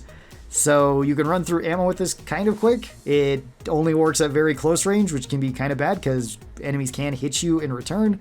This is technically like the best flamethrower overclock for dealing with dreadnoughts, but that's not saying a whole lot since the flamethrower is just not really good at dealing with dreadnoughts. And the Cryocannon or the Sludge Pump would be better options than this. This one can still clear through big targets pretty quickly though, and pretty efficiently. So I'm going to put this one... the more I use this, honestly, the less I actually like it over some of the other ones. I'm going to put this one actually to B tier. I think Face Melter does kind of have a place, but I don't think it's as good as it could be. If it just didn't have a shorter reach, it would be better. Honestly, that would be like the only change that I would want for it. Because like with it currently, how it works now, it's like the tank size I usually take over the reach, but it still makes it feel a little bit awkward. It's super fun to use, though. It's very fun to just melt things super quick with Face Melter. Then we've got Sticky Fuel, which is the last overclock for the flamethrower. This one's pretty awesome. This one makes so we have less ammo overall and less tank size. You can make up for both those, but you have much longer sticky flame duration and more damage over time for it, which is really good. That makes it really good for clearing up crowds. It's one of the best, if not the best, for the flamethrower for clearing up crowds, besides maybe like Compact Feed Valves. Or you could argue Fuel Stream Diffuser if you want to be using it at very long range. Sticky Fuel's really, really solid though. I'd put this one up into S tier. It's very nice for the flamethrower. Then we have the Cryocannon. And very first up, we have improved thermal efficiency, which this one is a clean overclock. That's very nice for the Cryocannon. This one makes it so you just get more ammo for the Cryocannon and you have less pressure drop rate. That's pretty good. That's two things that the Cryocannon absolutely loves, and I'm going to put this one actually up into A tier. I think it's really good for the Cryo. Then we've got Tuned Cooler, which Tuned Cooler is kind of in an awkward spot right now. It's decent, but there's better ways of freezing things than what Tuned Cooler gives you. This gives you more freezing power and better flow rate, but it makes it so your charge up time is slower and your pressure gain rate is worse. So you can overheat your gun a little bit easier. Freezing things at a distance works a little bit better for this, so it can be pretty good on like Macterra Plague missions. The fastest way to freeze things is to use Cold Radiance though, so that does help a bit more, and it makes it so Tuned Cooler doesn't work as well as some other options. By no means a bad option though. I would put this one into B tier. Like I said, it can be good for freezing distant targets like Macterra, so it has something going for it. Then we have the Flow Rate Expansion, which is probably the weirdest overclock for the Cryocannon. This makes it so you have much better pressure gain rate, but you also drop pressure faster, but you can freeze things quicker, but you can overheat the gun faster, basically. And that is pretty awkward in and of itself, but it can be pretty good too. I don't know, I flip-flop on this one a lot because some matches it feels amazing, other matches it feels kind of meh.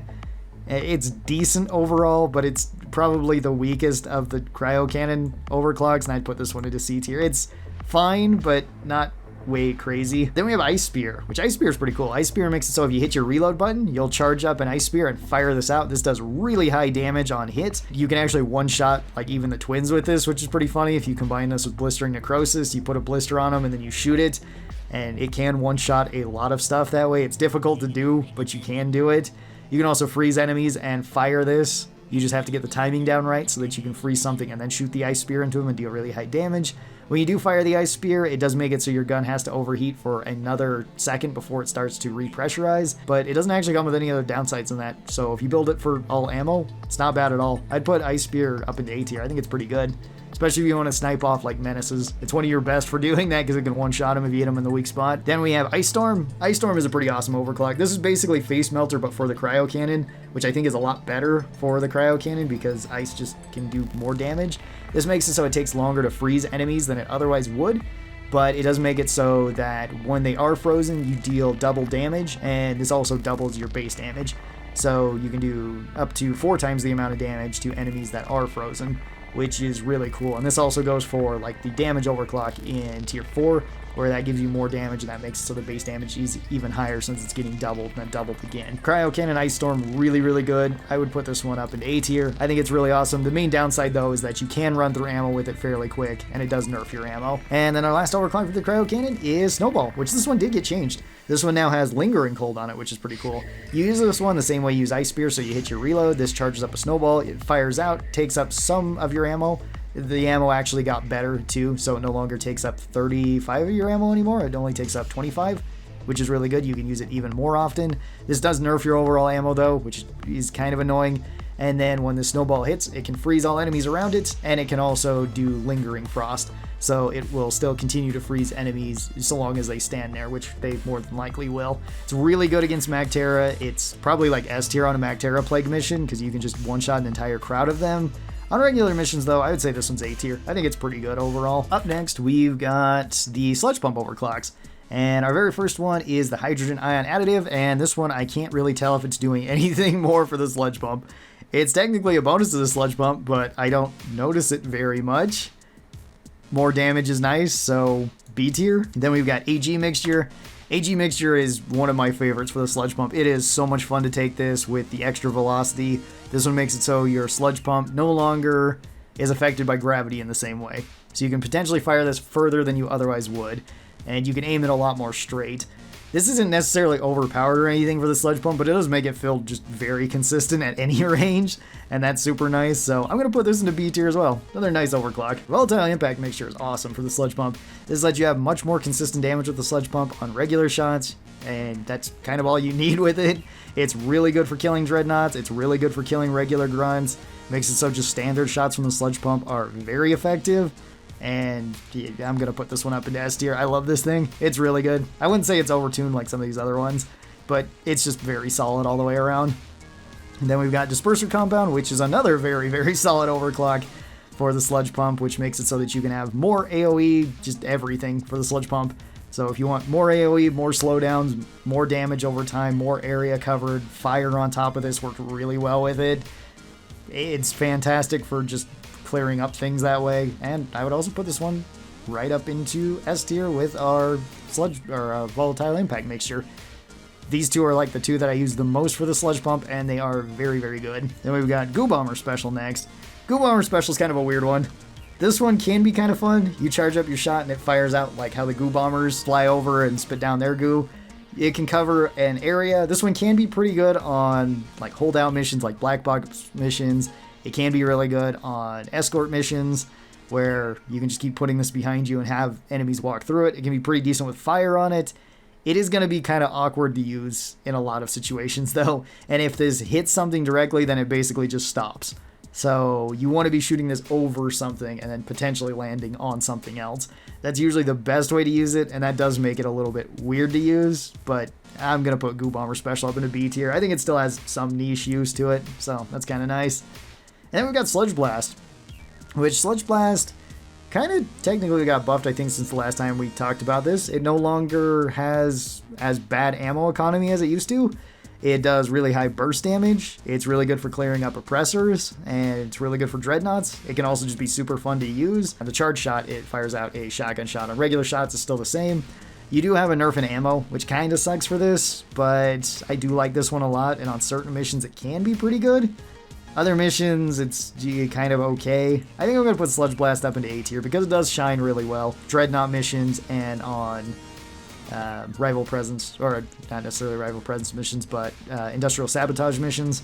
It can actually be really good for taking out the robots. Moving on to the Subata, we got Chain Hit. This is the same as Chain Hit for the Bulldog, but it's for the Subata, which I think makes it kind of worse. This one just makes it so when you hit weak spots, there is a chance that your bullet will then bounce to another nearby enemy, which is fine. It's technically a bonus for the Subata, but it's not one that I really enjoy, and I'm going to put this one into C tier. I don't think it's that great. Then we've got the Homebrew Powder, which works the same way as the GK2's Homebrew Powder, but Homebrew Powder on the GK2 does feel a bit better just because of the weapon. It doesn't feel that great on the Subata. This randomizes your damage between 80% and 140%. You're technically getting 10% bonus damage on it, which is kind of nice, but it's still not really enough for the Subata, so I would also put this one into C tier. It's fine. Then we've got Oversized Magazine, which is a decent one for the Subata. This lessens your reload speed, which kind of sucks, but it does give you more ammo in the gun. That's kind of cool. You can actually stack a lot of bullets with this, and it can feel pretty decent. It's still not amazing by any means, but it's okay, so B tier. Our next overclock is the automatic fire, which this one is super fun for the Subata. This just turns it into a submachine gun. This one gives you a higher rate of fire, and it makes it so you have more recoil from the gun. It doesn't really change anything else about it too much. It's still pretty decent then, and it's probably like the best quality of life overclock for the Subata overall, but it's still not super strong just because it is on the Subata, so I think B tier is fair. Now we've got Explosive Reload, which this one is probably the best overclock for the Subata currently. This one functions the same way embedded detonators works for the Zhukovs, but it's just on the Subata, so you stick detonators into a target, you reload, it explodes, deals damage to that target. And this one nerfs your magazine size and your overall ammo. So stacking ammo with this makes sense because a lot of your damage is going to be coming from the explosives. This one can be really good against flying rocks. It can be pretty nice in other roles. It can be pretty decent for picking off things like Mactera. It can be pretty decent for picking off menaces. It's a decent overclock for the Subata, and I think I'd put this one into A tier. Tranquilizer rounds, which this one is always kind of awkward. This one I technically got buffed a little bit with all the changes that the Subata got, but it still feels very strange to use. So the tranquilizer rounds can stun enemies, and they stun enemies for the second longest in the game at 6 seconds, which is only rivaled by the boomerang. That's pretty decent. However, that's kind of all you're getting with the tranquilizer rounds. You do lose mag size with this, and that doesn't really matter because the stuns are okay. It's also slower to shoot this, which is also okay. And I don't know, tranquilizer rounds just feels kind of awkward because Driller doesn't really need the slowdowns or the stuns when you can freeze things and when all of your primary weapons already either slow things down or freeze them solid. So this one is okay for dealing with like Tri-Jaws to stun lock them, but even then you can just throw like an axe at them and kill them that way. So tranquilizer rounds is also going to go to like C tier. I just don't use it super often. Next up, we have the EPC. And our very first one for the EPC is energy rerouting. And energy rerouting is really good. It is a clean overclock, but it is a very nice clean overclock for the EPC. This just gets you more ammo and a faster charge speed. And the EPC loves that. Like any build works really well with this, and this is super, super flexible. This one I would put, I'm actually going to put this one into S tier. This one is one of the best for the EPC. Even though it's a slight ammo increase and just the faster charge speed, it makes it so any build is even more viable than it already is with the EPC. Then we've got Magnetic Cooling Unit, which Magnetic Cooling Unit is honestly a pretty good overclock if you're just getting used to EPC mining. It's really good in that role. It's just that it falls out of favor compared to other thin containment filled overclocks, where it doesn't really do anything that they can do. I'm going to put this one actually into C tier because it's just not as good as some of the other ones. Energy rerouting is better for this. The training wheels overclock, yes, that's a very, very good way of putting it. This is the training wheels overclock, where it's like, if you get it right away, super cool, and if you want to learn how to EPC mine, it's going to be the easiest one for you to learn from. But if you're already very used to EPC mining, or just using thin containment field in general, doesn't really matter that much. And heat pipe for the EPC is one of my favorites. It's super fun, although it's very difficult to use. This gets you the most ammo efficient shots for the EPC with its charge shots, but you can overheat the EPC much faster than you would otherwise. It also has the fastest charge out of any of them too, so you can use this the quickest. It doesn't make it awkward to do multiple EPC charge shots though, because it's very easy to overheat your gun even if you are good with it. So it's still an awkward overclock, but I really enjoy this one. I'm going to put it B tier though. I don't think it's as strong as some of the other options we've got. Then we've got Heavy Hitter. Heavy Hitter is the overclock that you take if you just want to use the plasma pistol as a standard plasma pistol like from other games. It's really strong. It makes it so you get more damage per shot out of your regular shots, although you have less ammo. Not a huge deal though. You can also build up fire with this super quick. If you build more damage on it, you can build up the fire even quicker. So you can put fire on like your sludge in 2 shots, which is pretty awesome from this. Makes it so just firing this at turrets lights them on fire really quick. And like Heavy Hitter's awesome. Heavy Hitter I would say is an easy A tier. It's really good. Then we have Overcharger, which has always kind of been an awkward overclock because it doesn't work very well as a thin containment field option. It works best, in my opinion, as a fire build and just shooting this across like your sludge. It can work really well then. It does take extra ammo to use this. It does take longer to charge this up, but your charge shots do more damage, and with fire, that is kind of nice. Overcharger, I'm going to say, is like B tier. It does kind of have a niche now, since we have Burning Nightmare on the EPC, but it's not as strong as some of the other options we've got. And speaking of some of the strong options we've got Persistent Plasma here, which is very strong. This nerfs your damage and your charge shot damage, both regular and charge shot, but it does make it so once your EPC shot hits, that's a charge shot, it will explode and then put plasma all around the area. And this deals damage to everything in it and slows everything down. This is really good. This one I'm going to say is S tier. It's one of the best ones for the EPC. It's really nice for all the crowd control that it gives you, and it's super flexible in any way that you want to build it. Even with like Burning Nightmare, you can still use this to have it explode, but you do need to be aiming for surfaces then rather than just enemies. So it does get a little bit awkward in that role. I usually just run it for the thin containment field, and it's really good in that role too. Then we've got the Wave Cooker, and first up we've got Liquid Cooling System. And Liquid Cooling System is just like how a lot of these type of overclocks are. Just all the liquid cooling systems in any of these weapons.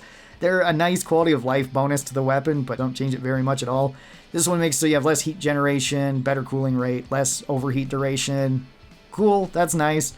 Nothing super crazy about this, and it's one that I don't use too often, but I'll put this like B tier. It's perfectly fine. Super focus lens, which makes it so you deal more damage when enemies are within 4 meters of you, which is kind of cool, although your primary weapons are better at that range. This is okay though if you slow them down with like the sludge and then you're using this, or you slow them down with sticky fuel and then you use this. It can actually be decent then, but it's still not one that I use that often with the microwave gun. The microwave gun doesn't do a whole lot of damage. It's mostly that you're using it for its other effects to like either stack multiple status effects or to trigger status effects with the thermal shock. Yeah, super focus lens I think I'm going to put into C tier. I don't think it's one of the stronger ones for the EP or for the Wave Cooker, but it's okay. Diffusion Ray makes it so you can pierce through multiple enemies, which is interesting in and of itself, and it makes it so you can trigger thermal shock a little bit easier if you have multiple enemies in a row that are being affected by it. You also slow down enemies upon hit, which can be kind of cool too, although you do nerf your damage. Damage nerf doesn't matter that much though for the Wave Cooker, because if you're using it for like thermal shock, who cares? You just want to trigger that and deal the damage that way. And piercing enemies is nice. Slowing enemies is nice. This one I'm going to say is B tier as well, although it's high end of B tier, maybe low A tier. It's pretty good for what it does. And then we've got Mega Power Supply, which this one's probably one of the best for the Wave Cooker. This one gets you more ammo, and it gets you a faster rate of fire, but it makes so if you do overheat this, your overheat duration is worse. If you don't overheat this, then this is just a straight bonus to your weapon. It works really well no matter how you want to build it. It works really well in a thermal shock build, and that's usually the way I'm running it. I'd put this one A tier. It's very nice to have. Then we have Blistering Necrosis, which is probably one of the coolest ones for the EP, or for the Wave Cooker. I keep saying EPC. This one makes it so you can put blisters on an enemy. Those blisters, when they pop, deal extra damage to an enemy. We talked about this with Ice Spear briefly, where if you shoot a blister with Ice Spear, you're basically going to one-shot anything because it creates another weak spot on them. And yeah, Blistering Necrosis is really cool. It's really cool by itself too. If you want to take it with Boiler Ray, it actually works really well for crowd control then. Probably one of the better overclocks for the Wave Cooker. And I'm going to put this one, I think I'll put this one A tier. I think it's pretty good. I don't know if I'd put it into S tier. I could see some people picking S tier for it though. Gamma Contamination makes it so you can put a radiation on enemies. And this deals damage over time. It actually deals a lot of damage over time to those enemies, although it does have a small chance of triggering, and that can be kind of annoying. It can be decent for just putting multiple status effects on enemies. It's really fun with the sludge pump, to where you can put this plus neurotoxin plus the sludge on stuff, and then you can light the sludge on fire and have even more status effects on it. But it is a little bit underwhelming because sometimes it doesn't trigger super often, so I'd put this one into B tier. All right, then last up we have Inji. So first up we have Stunner for Inji's Warthog. Stunner is an overclock that makes it so you're more likely to stun enemies, and you get more damage when you stun enemies. That's pretty good. Even though I don't use this overclock very often, it's pretty nice to have. It can also be pretty good with Turret Whip, since you can stun them even more efficiently with that. And Stunner's pretty nice. Stunner, I would say, is solid A tier. It's pretty nice for the Warthog. Then our other clean overclock is lightweight magazines. This makes it so we have a faster reload and more ammo with the Warthog. Warthog benefits heavily from both of those. You can make this have an actually really fast reload, especially if you're okay with reload canceling this.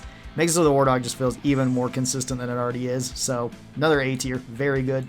Another A tier, very good overclock overall. And then we have our one balanced overclock, which is magnetic pellet alignment. This gives you more damage and a tighter shot with the Warthog than you otherwise would, but it has a slower rate of fire. That's not such a huge deal though. The damage that you get from this is really nice. It's really good for picking off things at a distance. It can be really good for picking off like turrets. It can be really good for picking off Mactera. And I would say this one's like A tier. I think it's pretty good. Cycle Overload is my favorite overclock for the Loki. This makes it so you can shoot much faster than you otherwise would, and you have more damage, but you're less accurate. So this is really, really fun for a full auto shotgun at very close range. Deals a lot of damage, can deal a lot of damage per second. You can run through ammo with it kind of quick. That is one kind of downside with this, but it is still pretty good, and I would put this one actually as S tier for the Warthog. I really enjoy it. It's probably the Warthog's best one, at least in my opinion. Then we have mini shells, and mini shells is not way great at the moment. So mini shells nerfs your damage, which hurts the Warthog quite a bit. You do get more shots with this, which is nice. It also nerfs your pellets too. And you also get less recoil per shot. So it's very easy to keep this on target, but it does feel awkward. If you have critical weakness, then mini shells is probably one of the best overclocks. But if you don't have that, then it is a little bit awkward to use in between shots. And I'm going to put this one actually into C tier because of that. It feels kind of awkward in a lot of rolls, and it doesn't kill super quick compared to the other ones. But still not terrible by any means, just different way that you got to play it, similar to like micro flechettes for the burst pistol. Super slim rounds makes it so Stubby is more accurate because it has less base spread and it has more bullets. That's pretty good. With the bonuses that Stubby got, this one's actually kind of nice. I would put this one like B tier. It's perfectly fine. Stubby got some love. Yeah, Stubby got some love, and it's actually pretty good now. That's pretty cool. Then we've got our next overclock, which is a clean one called Well-Oiled Machine. This one gives Stubby a better rate of fire, which is just really nice to have on Stubby in general. Submachine guns love that. And it has a faster reload, which Stubby already has a fairly quick reload. So this is another like B tier. It's nice. Then we've got the EM Refire Booster, which this one is probably my favorite Stubby overclock. This one's really cool. You get more damage, more electricity damage, and then you also get a faster rate of fire for Stubby. However, you do have more base spread. Stubby's not that hard to control, and it's still fairly accurate out to longer ranges. I love using this just to spray down enemies. It's really nice to have in that role. And this one I'm going to put up into A tier. I think it's really good. Then we have lightweight rounds, which this one actually got buffed too inadvertently since Stubby got buffed. So now you can actually stack this with ammo plus rate of fire plus damage on it.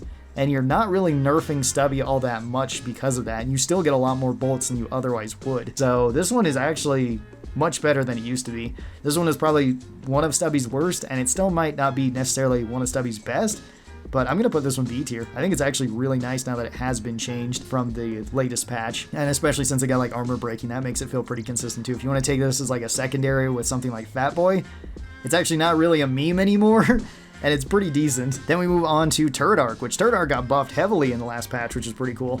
It now no longer does friendly fire damage from just walking near it, so you can't be slowed down by it, which is pretty awesome, or at least slowed down as much. You can still take friendly fire damage and be slowed down by actually walking through the electricity.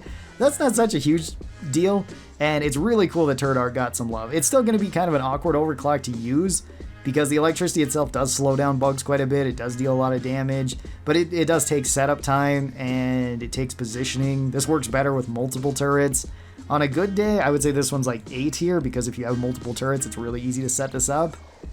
But I'm going to put it B tier. All right, and then we have Stubby's last overclock, which is Turret EM Discharge. And this one got buffed too in the last patch for whatever reason, where now it's much easier to see the actual range of it. You could do that now with Turret Arc as well, which is really awesome. And it no longer has any friendly fire damage on it whatsoever. It still does a lot of damage. It also doesn't have damage drop off either.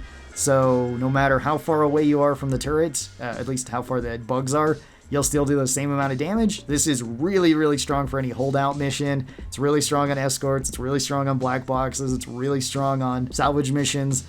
It's just not super strong on any mission where you want to run and gun a lot.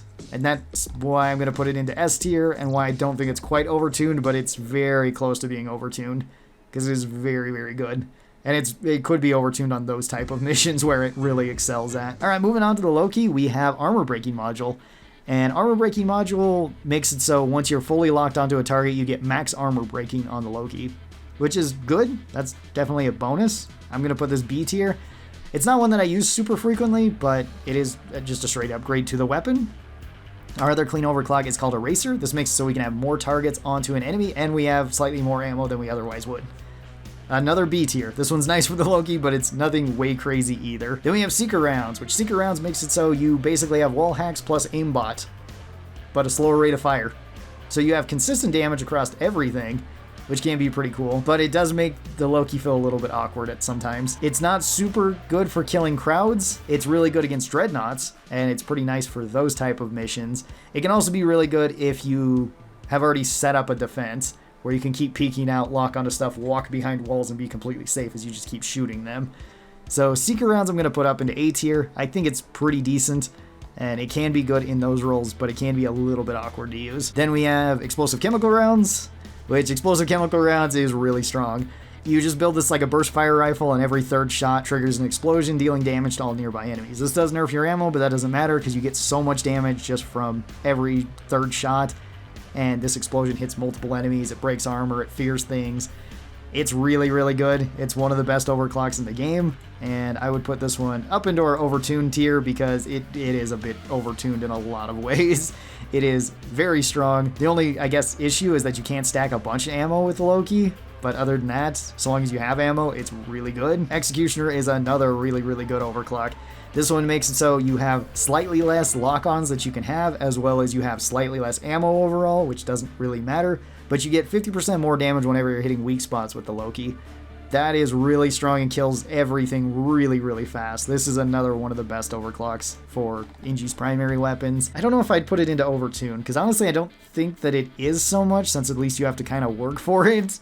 So it's not as easy as like Explosive Chemical Rounds. I'm going to put it high end of S tier, but it's very high up there. It's definitely better than something like Cycle Overload. Probably better than Turret EM Discharge in a lot of cases too. At least towards single targets, Turret EM Discharge might be better for crowds.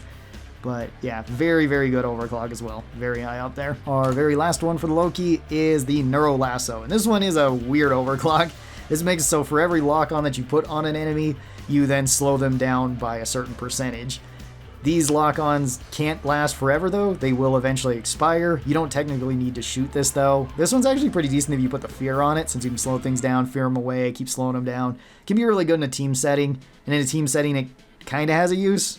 In any other like solo setting it's very awkward though. And solo I'd say this thing's C tier, multiplayer I'd say this thing's B tier. It's fine enough, but very weird. Then we move on to Inji's secondaries, where first up we do have the Grenade Launcher, and our very first one is Clean Sweep. This gets you a bigger AoE and more damage on the Grenade Launcher, which is good. That's a nice bonus to the Grenade Launcher. I don't think it's super crazy, so I'm going to put this B tier. It's still a solid overclock though. If you like running it, awesome. If you don't like running it, also awesome. You have plenty of other options.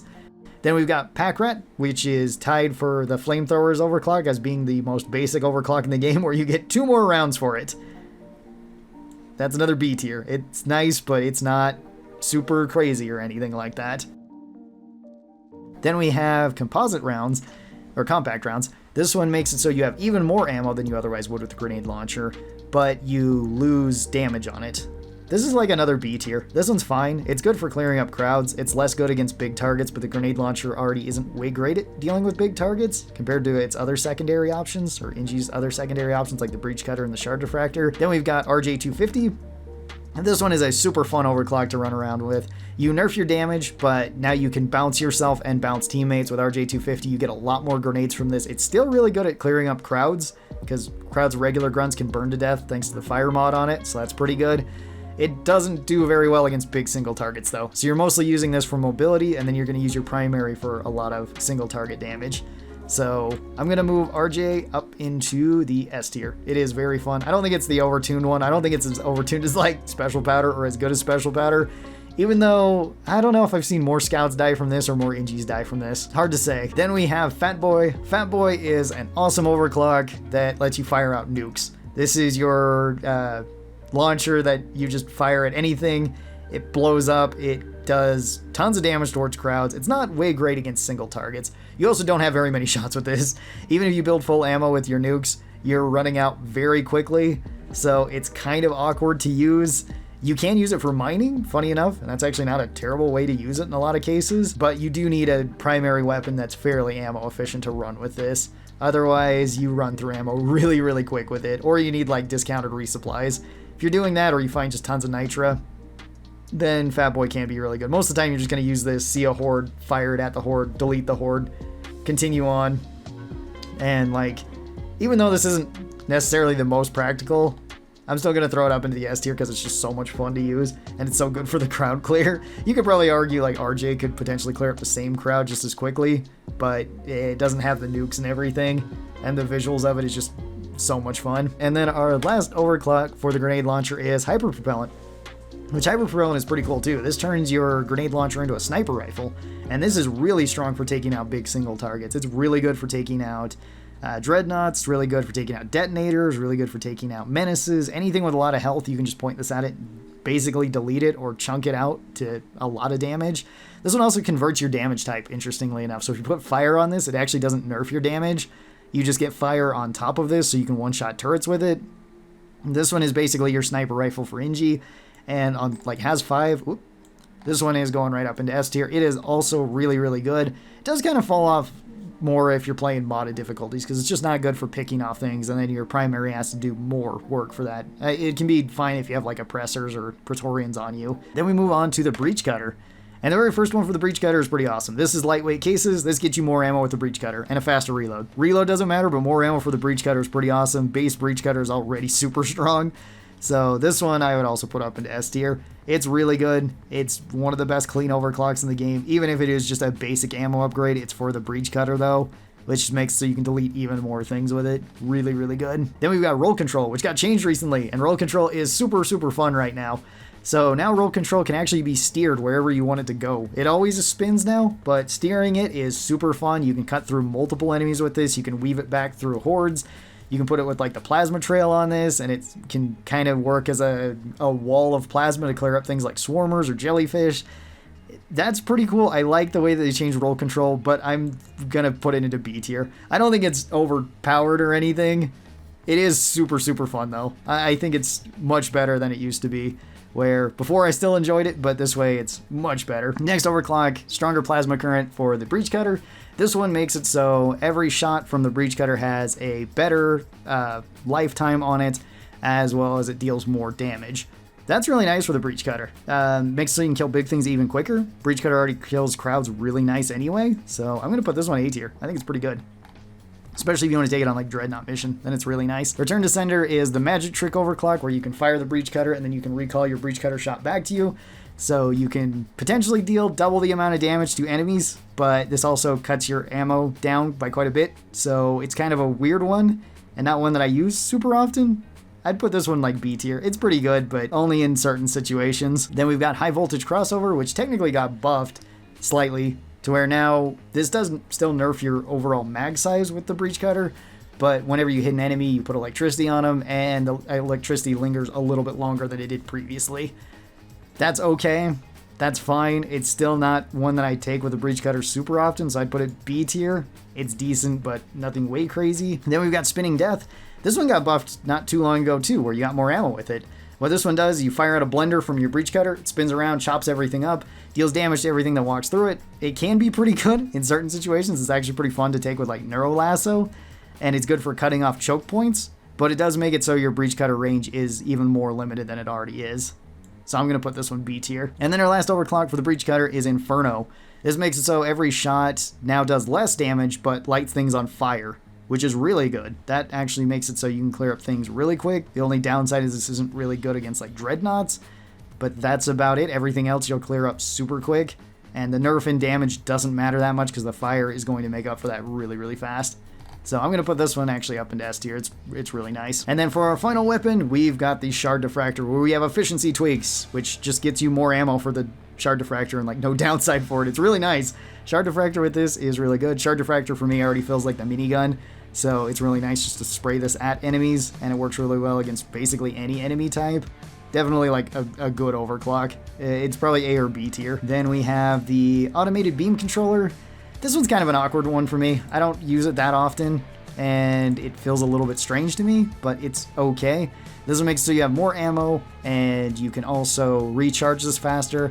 However, once you fire this, you have to keep firing it unless you pickaxe cancel it, which does consume part of the ammo that you were using. This one is okay if you can keep it on target. If you can keep it during crowds, it can be pretty decent, but it always feels strange to me. I'm going to put this one B tier. Feedback loop is pretty cool. This one makes it so you have a bigger and bigger laser the more things that you hit, but you have less ammo. So you can spread more damage to more enemies, which can be pretty good. It can do a lot of damage per second then. It's really fun to use, and I would say like feedback loop is A tier. It's really good in a lot of situations. And then we have our last balanced overclock, which is our volatile impact reactor, which makes it so you can put a laser, well, anywhere that you want, and it basically puts sticky fuel on the ground. That's really good. The fire buildup from this is really nice. It's really good for crowd control. The downside for it is not really that big of a deal. You lose out on charge capacity and radius, but that hardly matters for the Shard Diffractor. So this one's actually going to go all the way up into our overtuned tier. I think it's actually really, really good. It clears up crowds very well. You don't even need to be super accurate with it. Just kind of sweep it across the area and have things run through it, and they'll light themselves on fire and do the work for you. Then we have the Plasticrete Catalyst. This one is super fun. You shoot your platforms with this. After so long, it will cause your platform to explode. It deals really high damage to everything around it. It's really good for clearing up crowds. It's really good for single target damage too. It clears up like the Omen Tower surprisingly fast, since you can hit everything and the explosion radius is a bit bigger than what it looks like. It's really nice. It's probably like a solid A tier. It's really good, although it is a little bit awkward because you do have to set it all up to get it to work, and you have to make sure there's nothing in your line of sight when you're hitting the platform so that you can explode it. Overdrive Booster is our final overclock for the Shard Diffractor. This one doesn't actually come with any sort of downsides, because its upside is whenever you push reload while firing this, then it turns on the overdrive booster. This makes it so you deal even more damage. However, you're locked in place, and this does consume all of your ammo from firing the gun. If you cancel with the pickaxe cancel, it does consume part of that ammo too, so you don't want to do that. You want to make sure that you're in a good spot to use this. And this one's just a solid all-around overclock. It is very good for the Shard Diffractor. I'd actually put this one up into S tier. It's really, really nice for clearing up dreadnoughts, really good for clearing up big enemies, can be good for clearing up crowds too. And that is all the overclocks that we got for Deep Rock Galactic in their new updated part. I think I'm pretty happy with where all of these are. Basically every overclock in Deep Rock though is very viable at the moment. There's only a couple that are kind of weaker or that I find kind of awkward. And even these ones you can still get away with on like Has 5. I have plenty of videos up on the channel of me running through challenges using like any of these overclocks and them working just fine. So you also don't even need overclocks to be playing on Has 5. Once you start getting into like modded difficulties, if you start doing that, then some of these would probably change, and then it just becomes what's the most value per shot that I can get out of the weapon with it still having reasonable stats on it. And then things would be moved around a little bit more, but I'm pretty happy with the way this turned out.